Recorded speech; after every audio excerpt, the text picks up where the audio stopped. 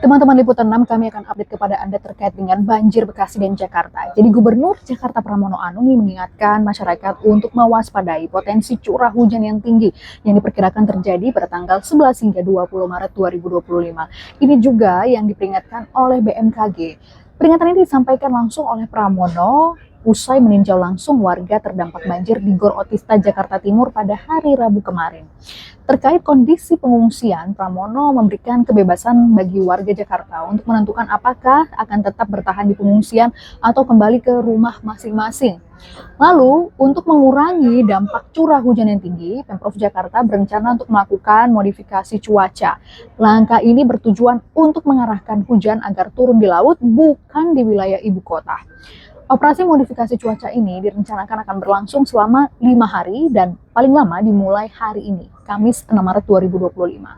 Seperti yang sudah saya jelaskan sebelumnya teman-teman, Pramono memang meminta jajarannya untuk melakukan operasi modifikasi cuaca atau yang biasa disebut sebagai OMC yang pada akhir 2024 lalu berhasil menekan curah hujan di Jakarta. Namun sebenarnya ada kekhawatiran hal itu masih kurang cukup lantaran Jakarta berpotensi menerima limpahan air dari Bogor dan menyebabkan adanya banjir kiriman. Lalu apalagi yang perlu dilakukan oleh Pemprov Jakarta? Menurut Pramono, Jakarta tidak bisa menerima beban curah hujan melebihi 150 mm karena kapasitas penampungan saluran air tidak memadai.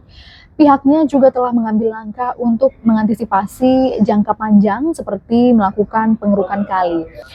Jadi Pramono ini meminta agar 500 pompa air yang tersebar di 200 titik di Jakarta diaktifkan sehingga air bisa dibuang ke lautan. Diketahui teman-teman, saat ini baru 200 dari 500 pompa saja yang aktif bekerja. Sementara itu, Wakil Gubernur Jakarta Rano Karno mencanangkan relokasi warga yang bertempat tinggal di lokasi rawan banjir pindah ke rumah susun.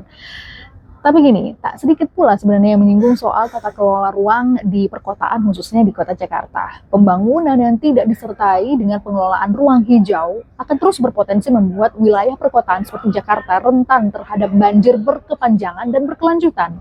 Lalu apa tanggapan dari Menteri Koordinator Infrastruktur dan Pembangunan Kewilayahan soal masalah ini?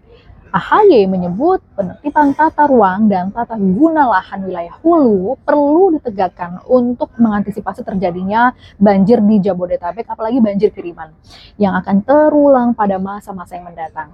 Pasalnya teman-teman, pembangunan maupun penguatan tanggul-tanggul di wilayah hilir ini tidak cukup mampu menyelesaikan permasalahan. AHY mengimbau pihak terkait untuk menertibkan tata ruang termasuk lahan yang tidak sesuai di hulu, tidak boleh ada bangunan atau hunian di aliran sungai. Secara teori sebenarnya sudah baik dan sudah benar ya, tapi gimana dengan praktiknya? Pastikan juga kamu tidak buang sampah secara sembarangan dan juga mempergunakan lahan dengan sebaik-baiknya.